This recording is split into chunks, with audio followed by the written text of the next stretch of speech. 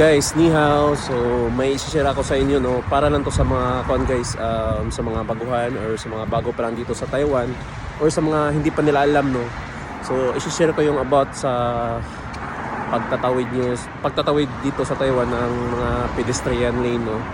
So obvious naman na bawal talaga magtawid pag red na, tapos yung blink na baka yung iba sa atin masanay ba, tapos tumatawid habang naka-red pa yung nandun sa stoplight ng pedestrian lane.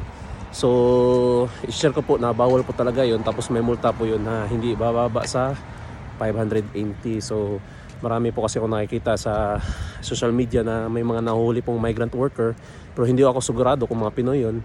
So pinapagmulta po sila ng 580 kasi hindi nila napansin or hindi niya napansin na may pulis pala nakaabang sa gilid. So be aware lang po na sumunod na lang po tayo para iwas din makamulta, kasi yung 580 malaking bagay na rin po, di ba? So yun lang po, sana nakatulong po ako. Thank you, bye bye.